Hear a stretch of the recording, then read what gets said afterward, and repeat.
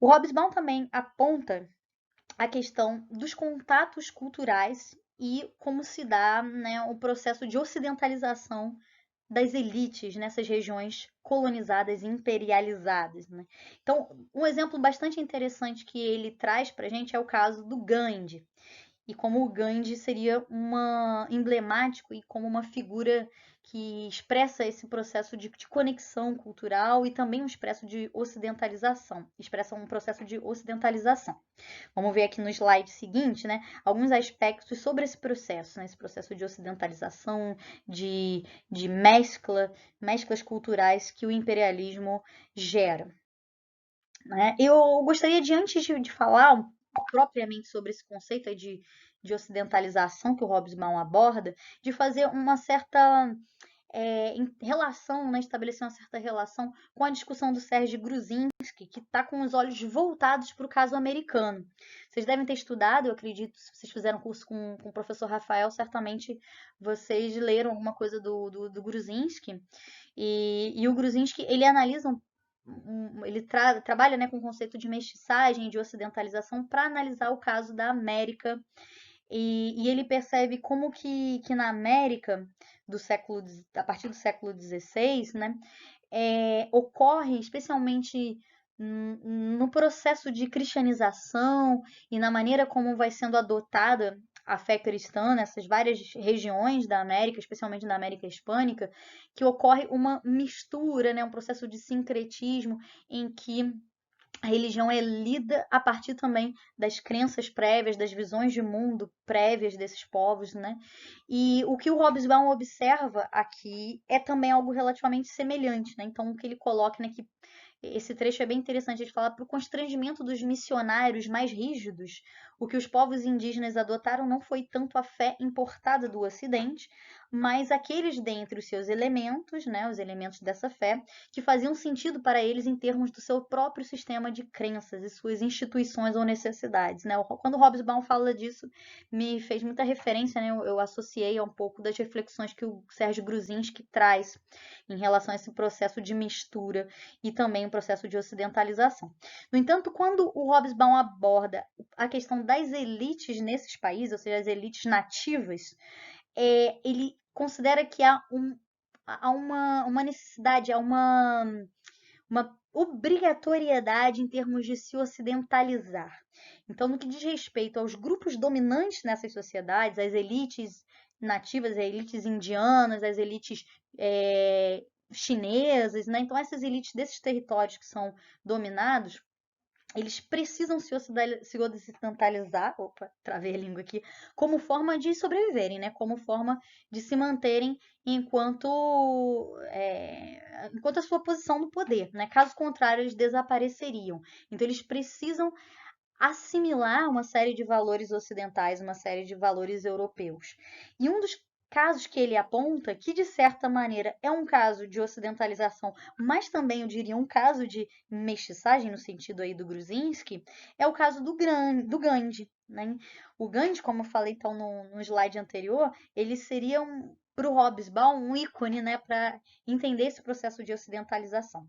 Ele fala o seguinte, né, que o Gandhi ele aprendeu a técnica, né, para mobilizar as massas para romper com o próprio imperialismo a partir de uma série de valores, ideias e pensamentos que ele teria absorvido com o próprio processo imperialista. Né? Vou explicar que o Hobsbawm está querendo dizer com isso.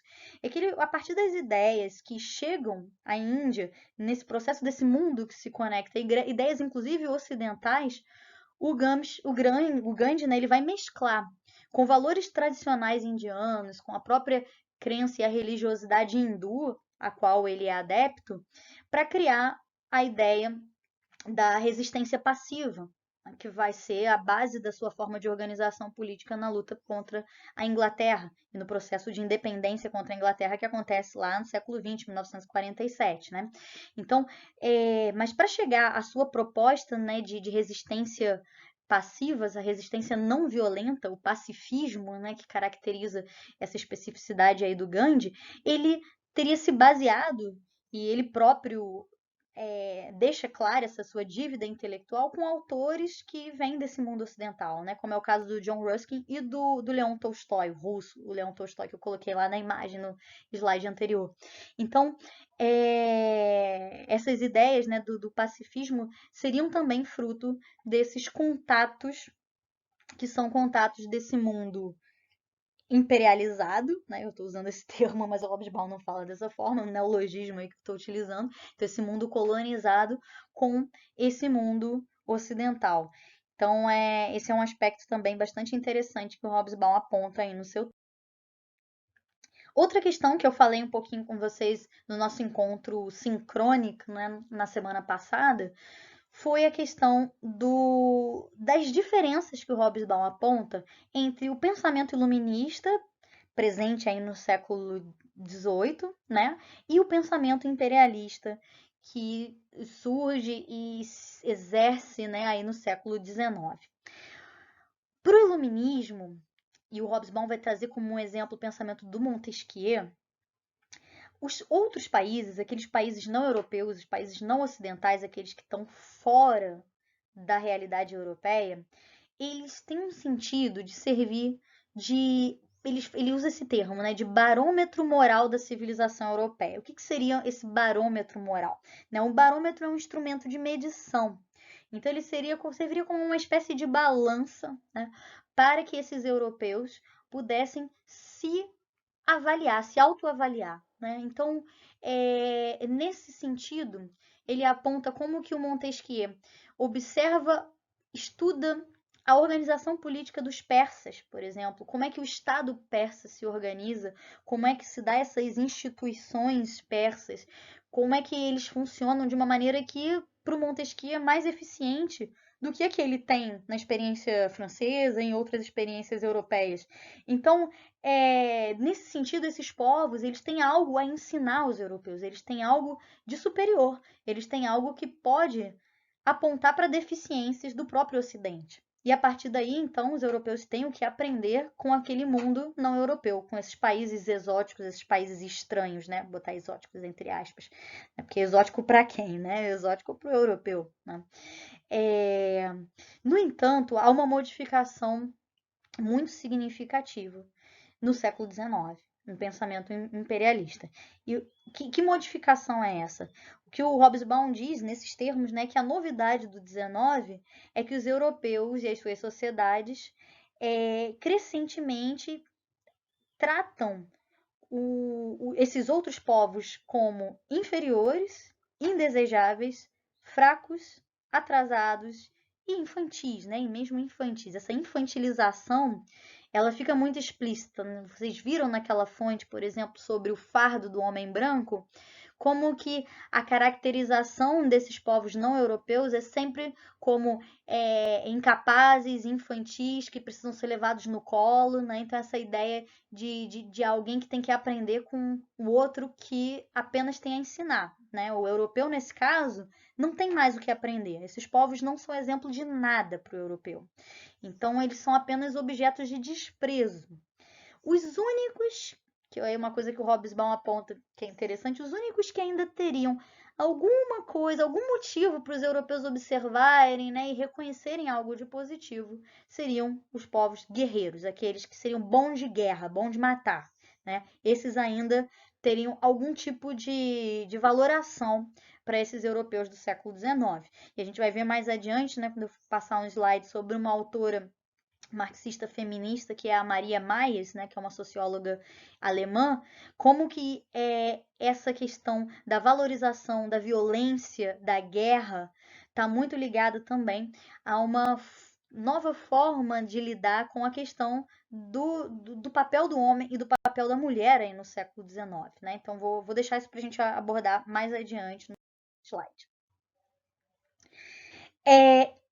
Então, o que haveria, né? Já que eles seriam vistos, né? Esses povos estranhos, esses povos exóticos, entre aspas, já que eles seriam vistos como incorrigivelmente inferiores, teria alguma coisa para salvar deles? Teria alguma coisa que serviria para aprender deles ou para tomar deles, né? Melhor assim, usando para além da sua mão de obra, do seu trabalho, né? E todas essas questões do seu potencial enquanto consumidores, haveria alguma outra coisa? Ou melhor, alguma coisa de louvável desses povos, né? De acordo com o Hobsbawm, para os colonizadores, eles não teriam nada a oferecer, né? Então, esses colonizados não teriam nada a oferecer, exceto, né, sempre tem uma exceção, né? Exceto, como eu falei anteriormente, esses guerreiros, que seriam dignos de alguma estima, e a produção artística, né? Então, a arte produzida por esses povos, ela teria alguma coisa de válido, né? Alguma coisa aí que poderia ser apropriada por esses europeus, e não à toa que ela foi alvo de rapina, né? Ela foi alvo de tomada, né? Esses europeus, eles pegam nas várias regiões do mundo, no Egito, na Nigéria, né? A gente vê vários casos em que a arte desses povos, especialmente a arte da antiguidade desses povos, vai ser alvo de pilhagem por parte dos europeus, e não é à toa que hoje em dia grande parte dessa produção artística só pode ser vista em museus que estão localizados na Inglaterra, na França. Então, grande parte dessas obras artísticas estão de posse desses países imperialistas, ok? Então vamos ver um vídeo a seguir que mostra um pouco das disputas em torno desse patrimônio artístico nos dias atuais, né? Como é que está sendo esse processo, como que esses países que foram dominados hoje questionam o roubo que foi feito dos seus trabalhos artísticos.